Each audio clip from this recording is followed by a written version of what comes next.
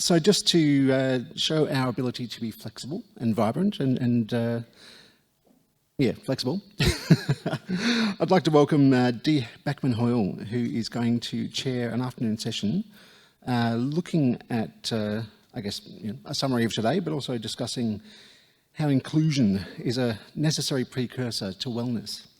Thank you very much, Dee. Thank you.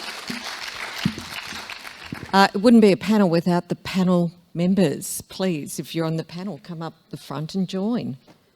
We're just getting a couple of chairs. Thanks, Maggie. Thanks, Reza. Now, in the words of Russell, this is going to be a grand panel this afternoon.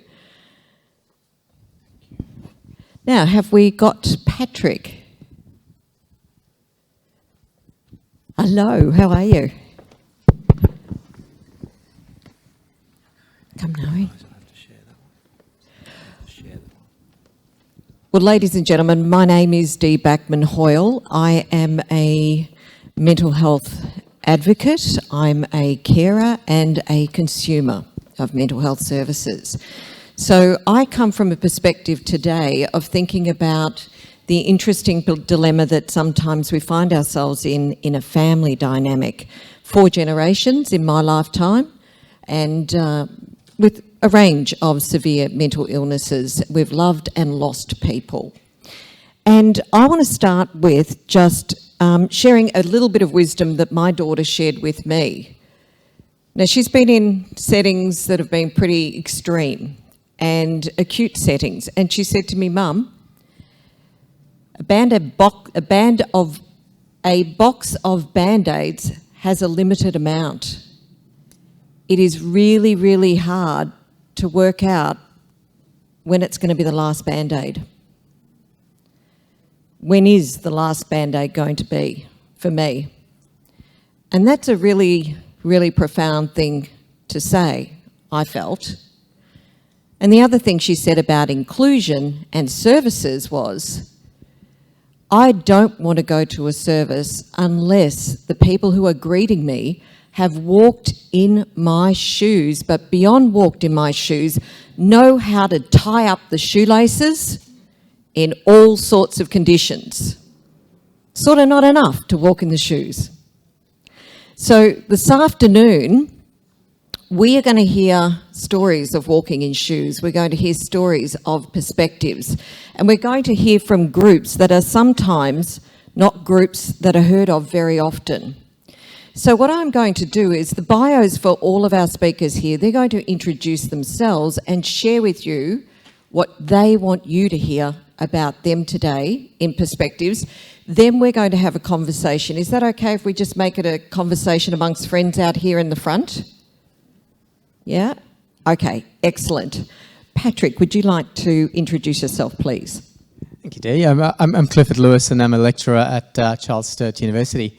I grew up in Dubai, and I identify as a gay man. And very often I use the metaphor of the colour blue. The colour blue was one of the last colours to be named.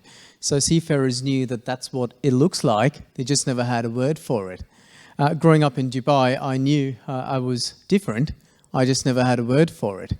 I knew that I didn't meet or want to meet those milestones of marriage, having children and the heterosexual way of life, but I just never had a word to explain it.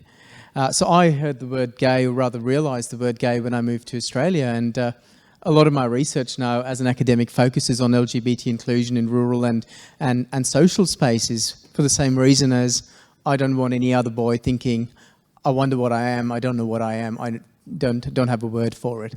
So that's my story really briefly, and definitely here to talk about LGBT inclusion and how it can play a role in healthcare and well-being for queer people.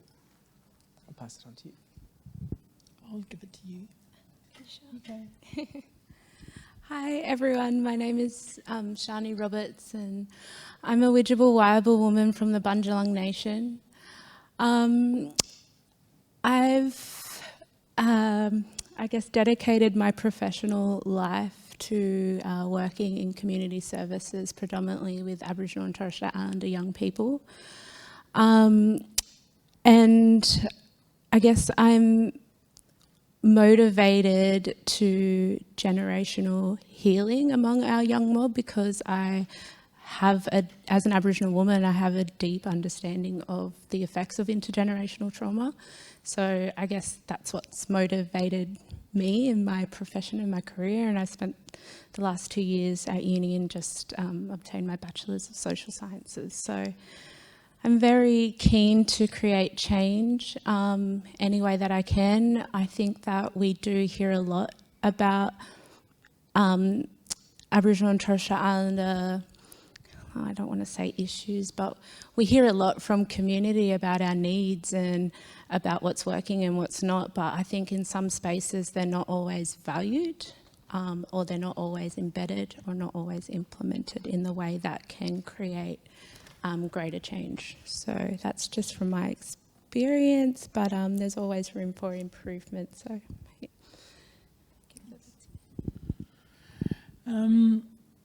I bring to this panel lived experience also. I was working out that across 10 years I spent 1,250 days in hospital, and which equals about 3.6 years in hospital. And I have very vivid memories of those times, and that certainly stirs me on to do work within the field. But certainly I'll talk later a bit about my physical health, which I experienced physical illness a couple of years ago. But what stirs me on is that no one should have to spend 1,250 days in hospital, ever. Okay. My name is Reza Rostami. I'm from Iran.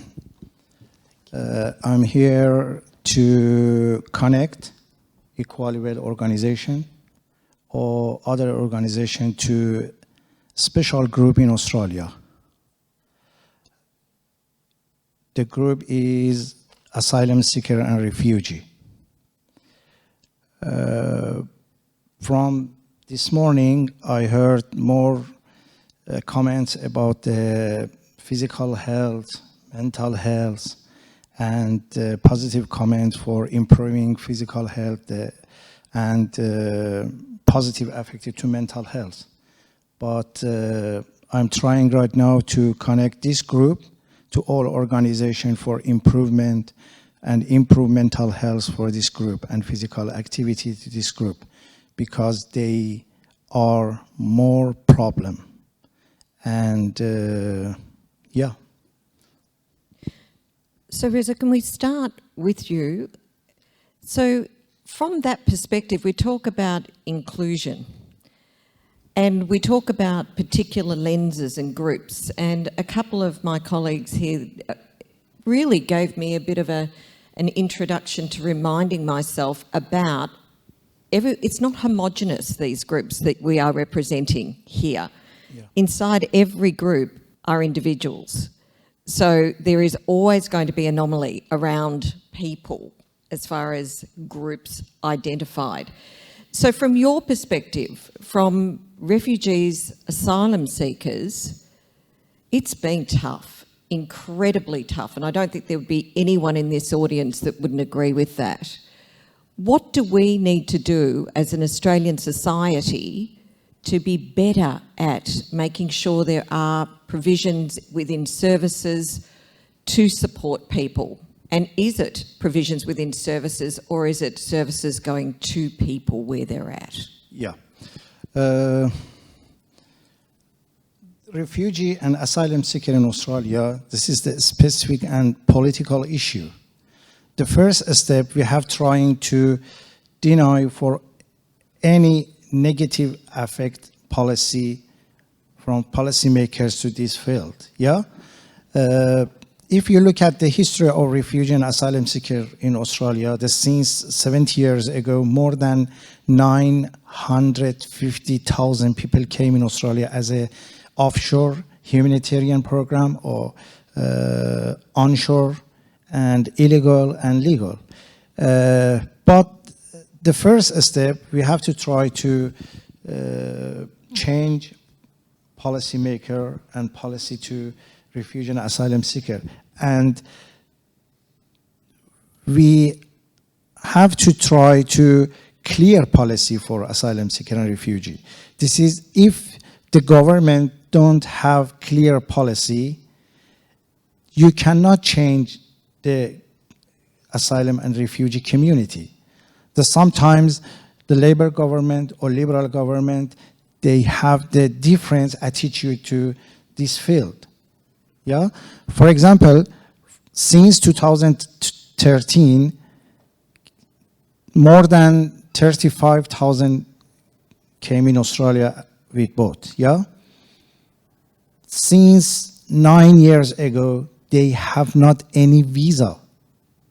They have not any right to living, for access to sector and services, to access to better food. No physical activity. That's physical activity is not the priority for them. Yeah, access to health, access to Medicare, access to medical center, access to education. Yeah, but my expectation from organization, Equalwell, or other organizations working with them as a volunteer work for SSI or Red Cross or something like that. I'm trying to change this attitude and wish and finger cross change this policy. And we expect to clear policy. If at the moment, I know more than 55,000 people stay in Indonesia, stay for change government. If you don't write and you don't have the clear policy for refugee and asylum field, for example, after 1 year, the fleet all from Indonesia to Australia, and the experience same like this, horrible time from since 2013 to right now, yeah. But the our expectation is the first, respect them. The second, access equity and access equality for all asylum seeker and refugee as a human. No, the negative impact to policy or etc. Just as a way of participation, can we get a bit of a show of hands if you agree with those two recommendations that Reza has just put forward? We need to explain why the policy changed back in 2013. We may get to that. Because there's a reason behind it. Yeah. I'm refugee in Australia. Tomorrow morning, I will explain my journey. Yeah. But before 2012, the Labour government gave permission for all people as asylum came to Australia and come to Australia. I remember the Julia Gillard government, after 30 days, they gave them permanent visa. And then 6 months later, change policy. They stay for 9 years. This is big gap between Gillard policy and Abbott, and Margaret Turnbull, and Scott Morrison policy. And I'm going to be a bit brave and say we're in caretaker mode right at the moment. And just from a point of being a bit impartial, we'll just we'll hold that thought, and you've definitely got an opportunity to listen more to your unique story tomorrow morning. Now, Patrick, you've got the microphone here. I mean, you've talked about what is inclusion. I mean, haven't we all just supported every gay friend we know? Oh, God. Don't we get it already? You know, aren't we across it all? Aren't we, as a society, very, very clear that we're all gay friendly and LGBTI and would have everyone over for dinner? Isn't that enough? Oh, Jesus, where do I start? Well, you and I were having this conversation earlier, so I was expecting this comment. You know, and there's a word for it that's coming out in academia at the moment called post-gay. Love the word, but what it really says is we are post-gay struggles. And part of being post-gay is assimilation, not inclusion, but assimilation. You know, still today, yes, we are more accepted, but is that acceptance mainly for white, cisgendered, male, gay male who live in cities? What about gay people of colour, people with disabilities, people in the regions? They don't experience that. A recent survey in Victoria found about, 86% had experienced some sort of homosexist violence. These are studies in the 2020s, right? These are not studies in 1800s. Yes, we are a bit more accepted, but we're constantly also reminded we're on the fringes. Israel Folau, what's that, discrimination bills going through Parliament in New South Wales? They constantly position you as different. They constantly remind you that you are different. They constantly let you know that. 26% of us have issues with isolation and social isolation. 40% of us are experiencing stress with discrimination. About 2/3 of us have got mental health issues. And this all does culminate into substance abuse, depression, suicidality. It does all culminate into that. And the challenge here is really, you know, talking about Reza's point, the question you asked earlier, Dee, the problem with LGBT is we tend to reduce everyone who is a part of those communities to being LGBT. We fail to understand the difference. We fail to understand that people who are intersex might not know they are intersex because of issues and corrective surgeries done on them. We fail to understand that 71% of people who are trans have issues accessing healthcare services because of how expensive it is. We fail to understand, you know, the challenges that go within. We also fail to understand not every man who has sex with another man identifies as gay. That's why we're seeing a rise in HIV amongst that population, because they don't identify as gay because of the social stigmas and don't get tested for that. So yeah, I think we are still a bit of a way away, and unfortunately the healthcare system is part of that. The healthcare system does not operate in that vacuum, and a lot of LGBT people report not going to it because they're afraid of discrimination. So we do need to think about how we do better. And you made a point to me earlier that, does it start with we was talking chicken and egg, does it start with the health service, or does it start with a broader community awareness and inclusion? I mean, what's got to come first? I think I think we need to change where we can change the community, because the healthcare system does operate within the community. The rates of depression, suicidality, mental health, substance abuse within the queer communities is much higher than the general population. When we think about the healthcare system, what some stats say, about 51% of healthcare workers know how to deal with gay men's health issues. That number reduces down to 19% when it comes to intersex people. Right? Only one in three have had formal training about LGBT.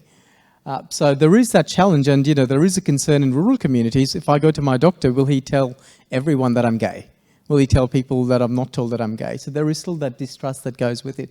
So we do need to change the system and make it a bit more inclusive and comfortable.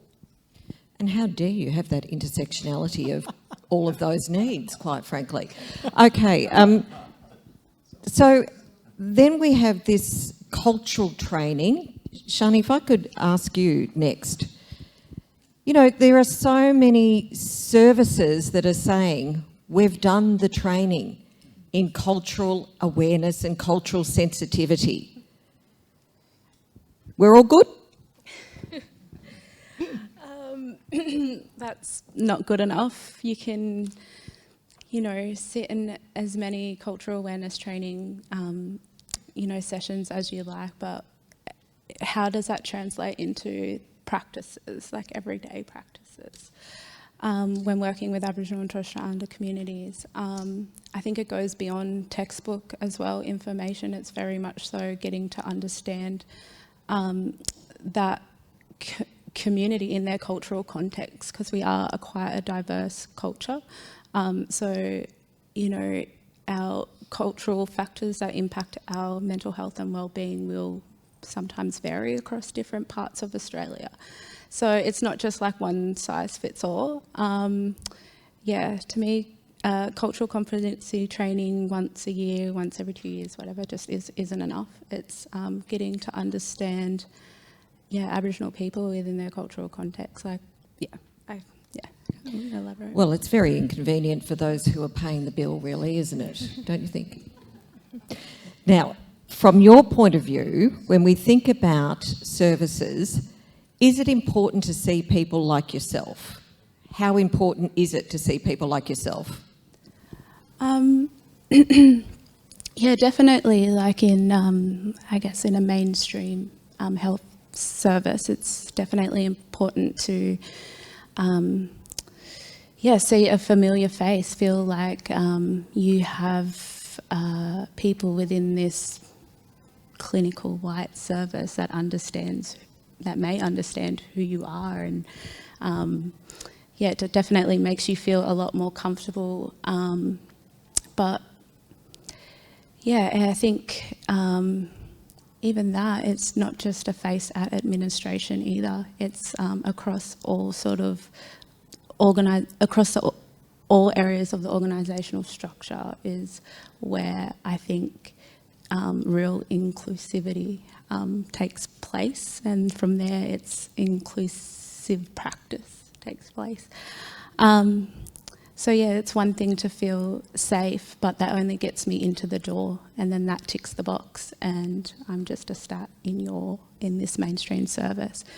But where real health outcomes, like real effective health outcomes come, is from the competency of the practice of the delivery, that I'm like the health, I'm just lost for words at the moment. Sorry, I'm really... Well, I think what I'm hearing you say also is knowing isn't doing. Yeah, definitely. And that, when we think about the difference between the two, maybe if we flipped it and said, what does it feel like to walk into a service that doesn't feel like a fit for you, that doesn't feel like a fit for the people that you advocate for?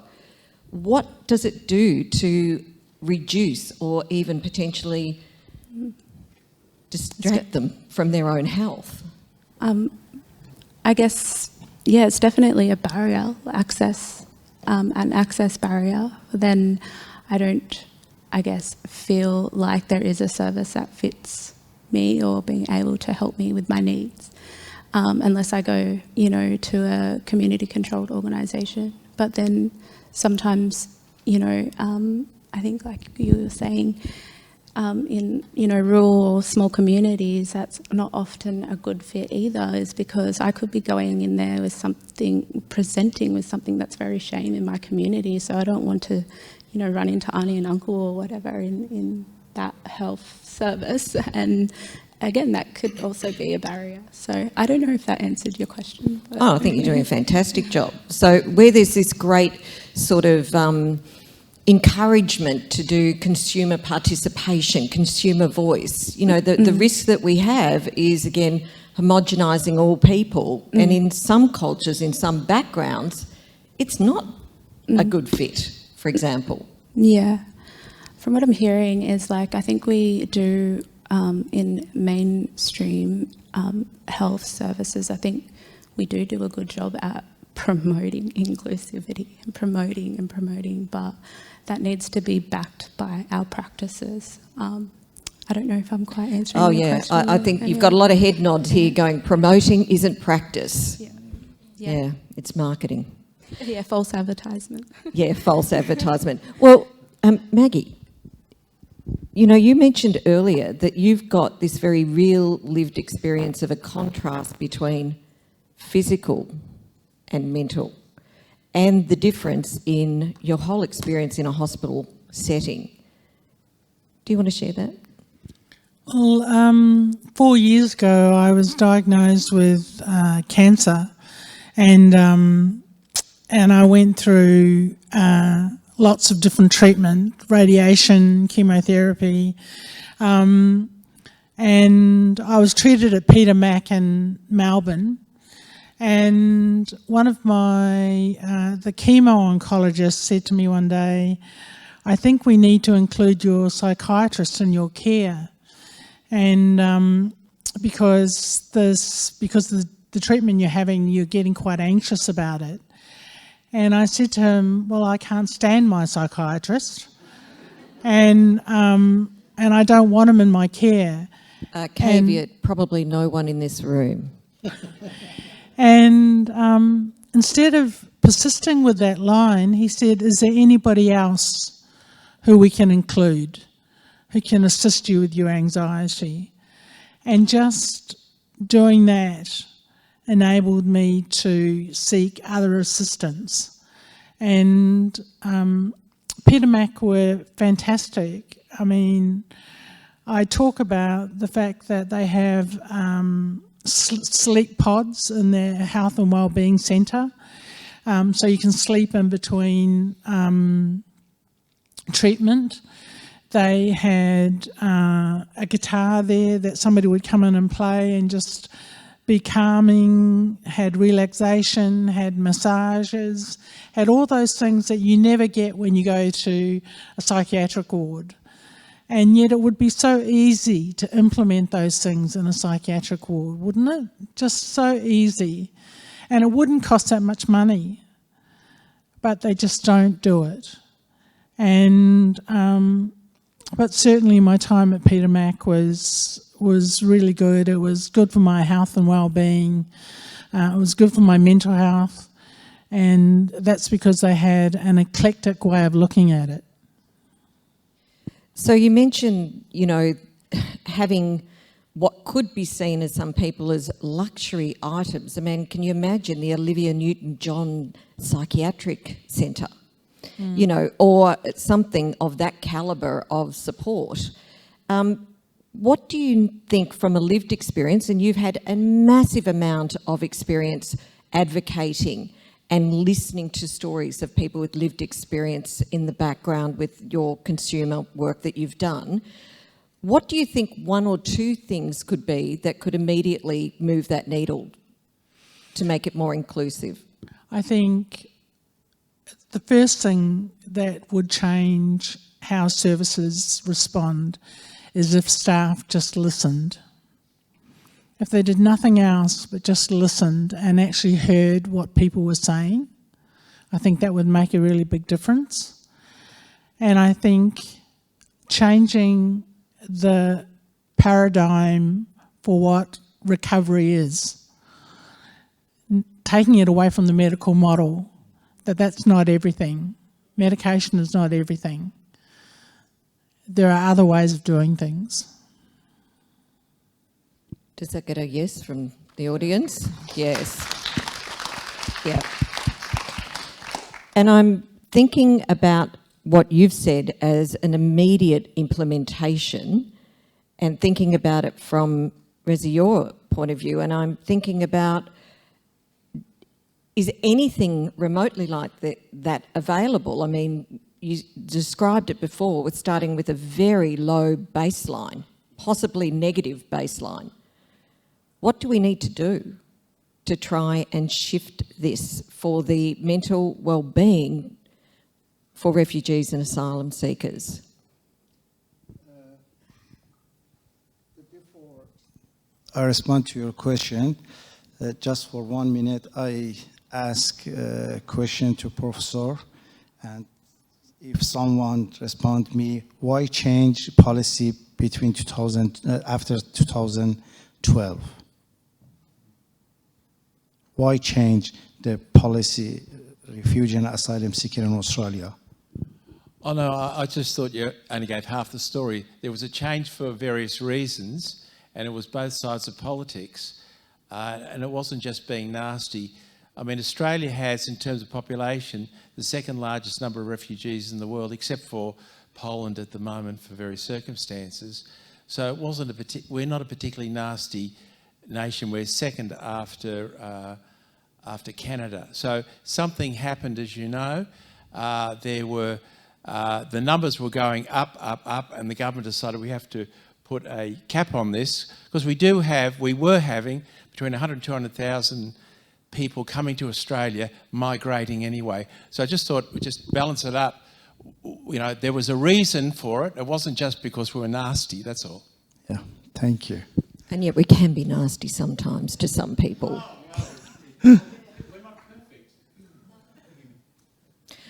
Yeah, Please but go ahead. I have one comment about your attitude for this policy, in terms of political issue. Yes, Australia is the second migrant hosting country, but for humanitarian program. Each year is between 18,000 to 22,000 people came in Australia as a humanitarian program.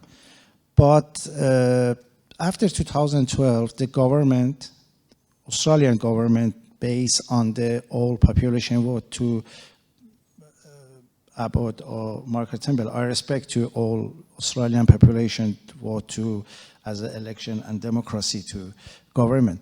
But they had opinion, we stop asylum seeker for because they came in with boat and sinning and dying. Yeah, that time 350 people dead and sink in the ocean. But since 2013 to right now, more than 30 asylum suicided to detention center,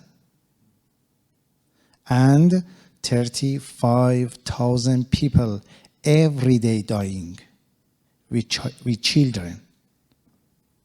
I respect to democracy in Australia as a democracy, as a population vote, but our respect, our expectation is please respect to these human as a human, no slave. So I think that's a wonderful segue from where we've been talking about sort of individual lenses, perspectives, and the groups that you represent, to about the collectiveness of this group, and what you have in common is the word human beings. Sorry. No, it's very, very important to now sort of connect this. Our fellow human beings are in pain. We have others in other groups that we pseudo-pretend we understand. We are still behaving badly in other locations. We're still being tokenistic at times. If you could, just for a moment, think about what would your ideal environment be, knowing that you're not representing every single human that you are here looking through perspective for. What are the bare minimums through to the, my wish list? Sleep pods in a APU. My God, how cool would that be? Can't even get the remote sometimes for the telly. Okay. So what would it be? What do we need to be thinking about as minimum to good to great? Yeah, exactly. My rule for asylum seeker and refugee at the moment in Australia is I'm trying to improve their knowledge, their skills, their capability. If you're working with this group, they have stereotype about the Australian community, sector services, or all organizations to access the best services, because they compare between their situation to other population in the community.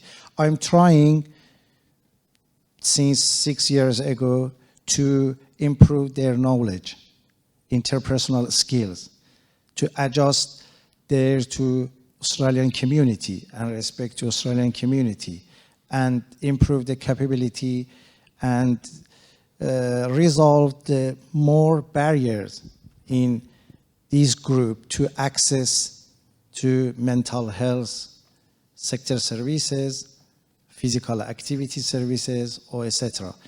At the moment, they have more problem, but my goal is trying to improve their knowledge, interpersonal skills, and etc. And I think our knowledge of who asylum seekers are too.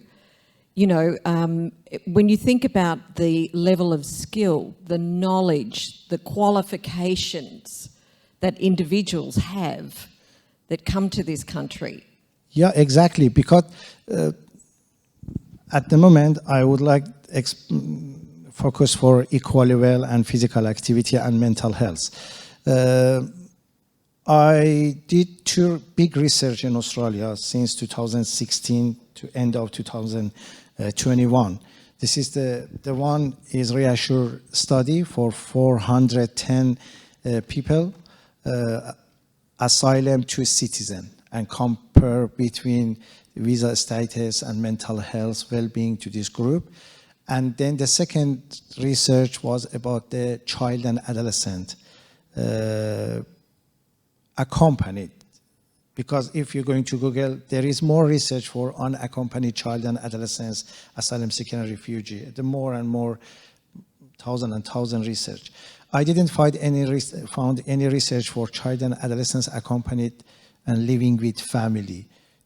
But since 2 research, I found more problem and more issue we have to try to improve them. About the knowledge, for example, the part of my research for about the physical activity on mental health was, but I explained to them for physical activity, they confuse between exercise and physical activity. They confuse between working at home for women and doing exercise in the park or gym. Because actually I found more big gap between physical activity as a reality and exercise as a special knowledge and specific knowledge, and do all in home, at home for women, children, and etc. for refugee and asylum seeker. So physical activity, movement, thinking about that and using that to educate others, that would be would be in your requirement there. And Sharnie, I want to think about, you know, here you are, you're living on the Gold Coast, you're working out of a headspace at the moment, you've got all these gorgeous young people coming in and seeking support and help. What else do we need to do to actually make sure that the groups that you want to make sure are totally looked after from an appropriate cultural practice and not just policy, but the way that they are supported? What would you add? Because I don't think there's any senior management from Headspace here, is there? Okay, because this is a time for a wish list. What would you do? At the moment, I'm... Oh, Reza. I'm asking Sharnie this question. Sharnie, I'm coming back to you in a minute. I think where I work at the moment, there is motivation for change, and there is, people do want to get this right, and they do want to reach our communities in a way that is appropriate and safe and sensitive. So that is a lot on my shoulders. Sometimes when you're in identified positions, you carry the load a lot. But in saying that, I'm supported by our relationships that we have with other Aboriginal Torres Strait Islander services that we have good working relationships with, and I think strengthening those relationships and sharing our resources and looking at, common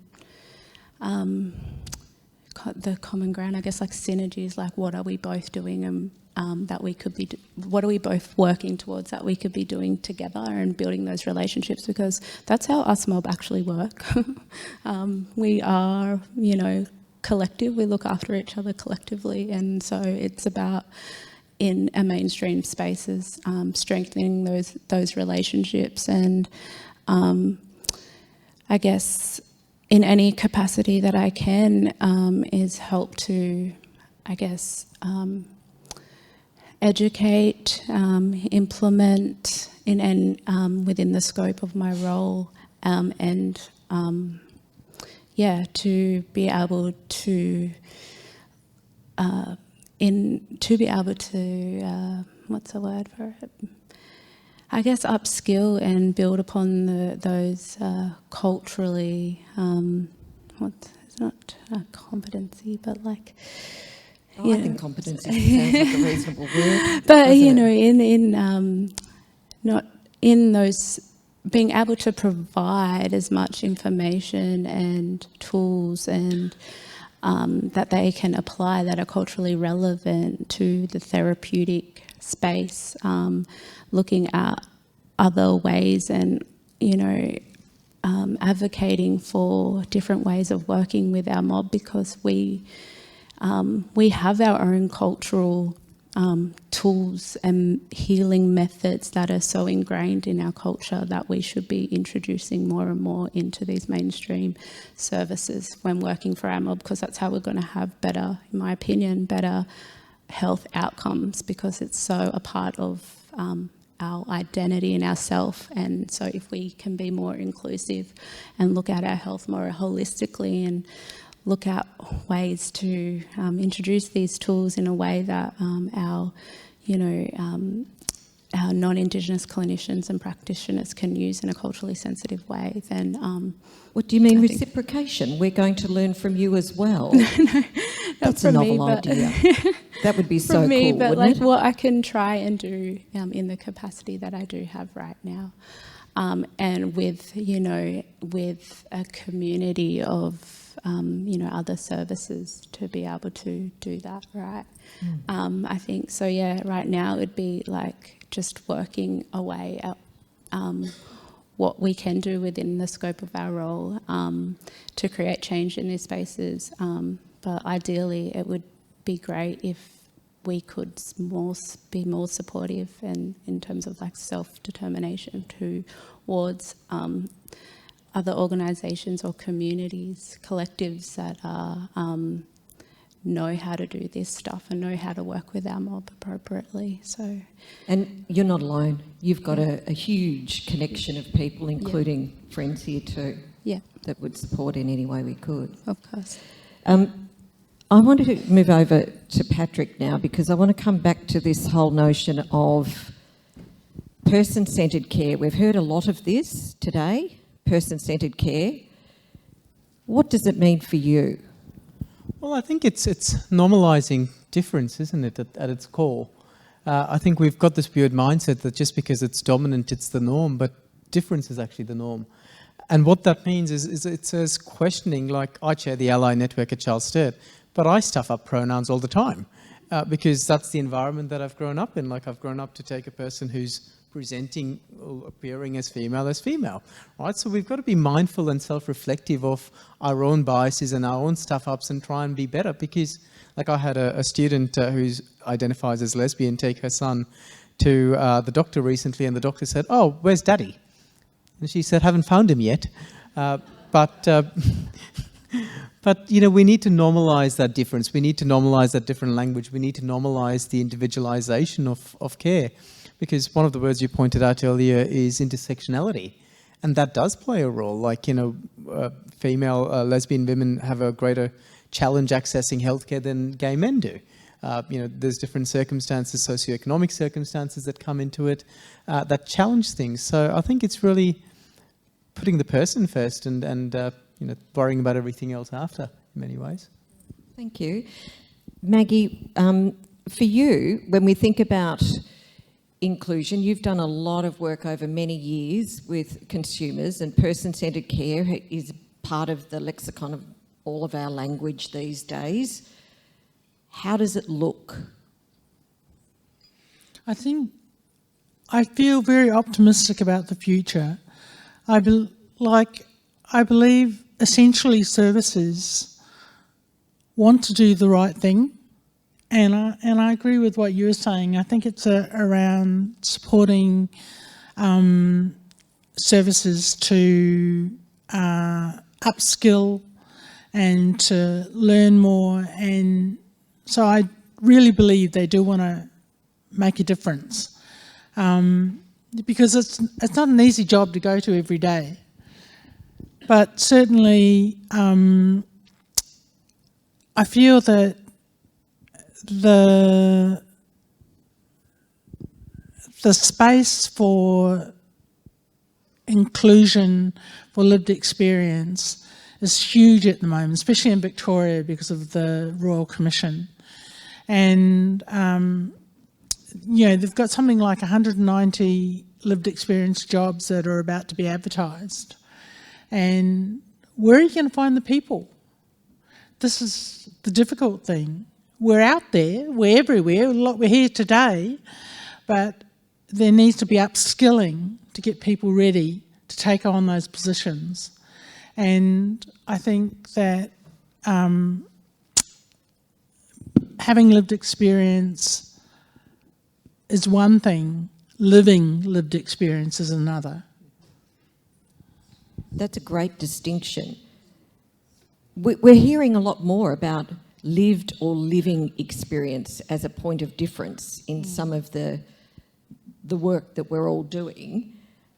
Does that matter? Do we have to now identify as a living or a lived experience? Like, where's this language taking us? I think there's a point to actually having living experience, because it's a path you take. You don't get to choose that path. It's kind of chosen for you once you have a lived experience. But not everybody feels comfortable to be in that lived experience space, and I understand that. But if you are in that space, it's a difficult space to occupy. It's a struggling space, and it's a learning space. And I think being upfront about having a lived experience gives you power, gives you a self-power that no one else can give you. And for me, I embrace that power, because if I don't, then I'm going to crawl into a hole somewhere, and I refuse to crawl into a hole. I refuse to not take the power that offers me. So certainly having a living experience makes a difference. We've got 10 minutes left, and by the way, just as a sort of little summary and a little bit of a sign of appreciation, could you give our panel, who are a grand panel, a round of applause? And I know what it's like to be in an audience and going, I've got a question, and no time left. So with your permission, this is sort of voluntolding you really, isn't it? that's a technical term for you will be doing it.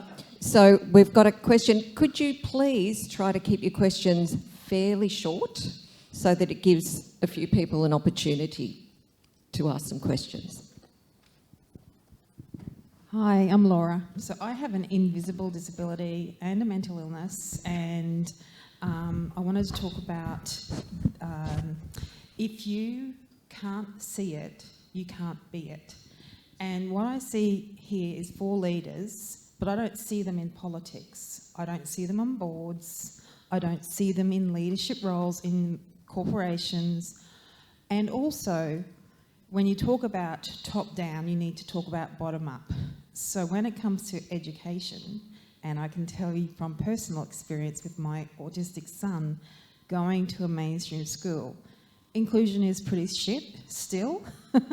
And there is still not a great representation of difference, both in how you look, in how you present as, you know, your sexual orientation, your race, and also, I'm sorry, I'm very, very long. Anyway, so I just want to say, top down, bottom up, leadership, with all of us being seen, including disabled people. Has anyone got anything to say on how we can actually get better representation? Because we need it. There's 4 million disabled people in Australia. Anyone on the panel want to respond? Okay. Just an easy question from Laura. That's a hard one, Laura. I think we are all, yes, definitely minorities in potentially vulnerable positions, but we all have different privilege. I have a privilege with my job to be able to talk about inclusion, and I use that privilege to be able to talk about inclusion and research it. And I think we need to find our strength in our privileges and identify what they are and how we can leverage it. But I do empathise. It is a lot of hard work to be that sticky wheel that sticks out. But we've got to keep going for generations that come. No one's obliged to answer every question. If it feels like it's in your wheelhouse, grab that mic. If it feels like you don't, that's fine too. I think leadership amongst lived experience is quite broad. And one of the workshops I was in today, somebody said you have to kind of work really hard. And having a lived experience, we have to work harder than the next person. We just have to. And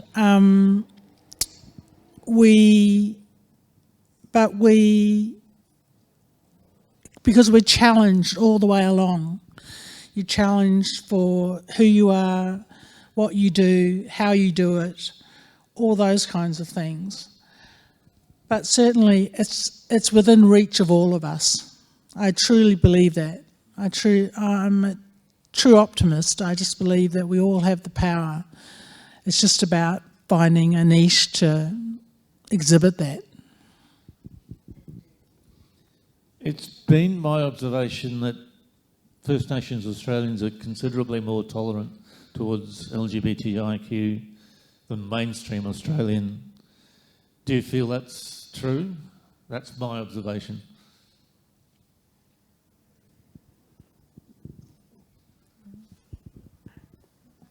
Would you be able to? Sorry, can you just repeat that question again? I've worked on communities, and my observation is that First Nations Australians are considerably more tolerant towards LGBTIQ people than in mainstream Australians. There's a much more fluidity, much more tolerance, much more acceptance. That's what I've seen, and it's refreshing to me. Would you agree? From what I'm hearing is, so First Nations Australians are much more tolerant towards the LGBTI community. I guess with a shared sort of feeling or sense of being the marginalised or vulnerable group within the mainstream settings. I guess we can share those same experiences. I think, I'm not sure if I'm answering your question correctly, but if I've understood that right. But well, I think that point about understanding what it feels like to be treated differently, understanding what it is like to be discriminated against, I guess understanding what acceptance means is so critical. Yeah, definitely, that frustration around acceptance. We've got time for one question.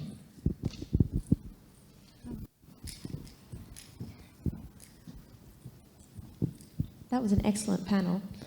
I guess I just want to ask what commitment to inclusion looks like for you guys beyond tokenism.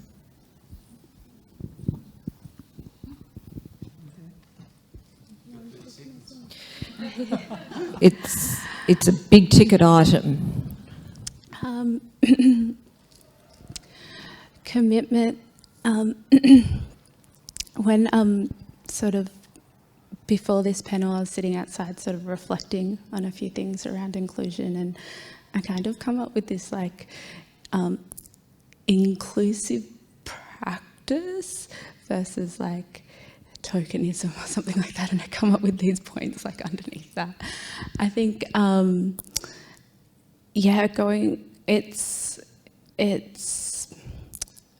it's more just developing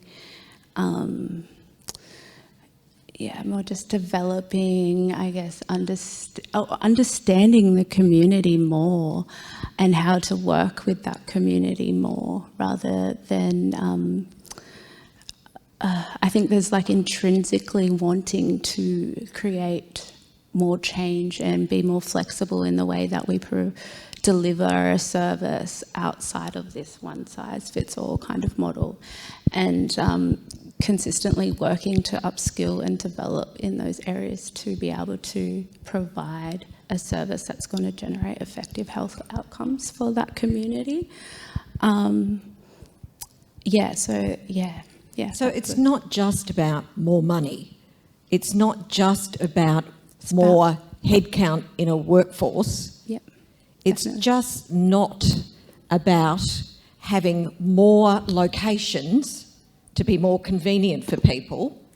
It's much more complex than that, I think I'm hearing all of you say.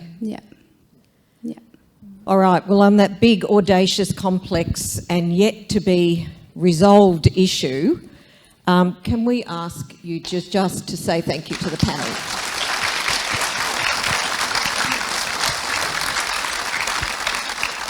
Now, here's another voluntolding of you, if you don't mind. If anyone did have a question that they didn't get in this section here, are you open to a little chat in a hallway or something out there? If it's politically correct and appropriate to do it. Yeah, okay. All right, thank you very much.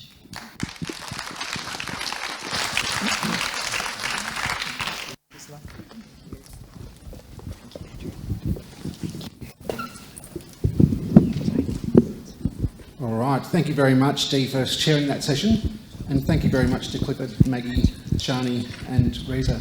It should be definitely acknowledged that Sharnie was willing to be put on the spot at the last moment because Mark has unfortunately come down with COVID. So thank you very much, Sharnie, for your willingness to be a bit of a person on the spot. A couple of tiny things as we close up for the day. Our friends at the Royal Australian College of General Practitioners sent us some goodies for your little satchels, and they didn't arrive until later today. But they, of course, arrived perfectly when needed. But as you're leaving the room, there's a little box on the table just by the desk there that has a stress ball in the shape of a brain and a pen if you would like one.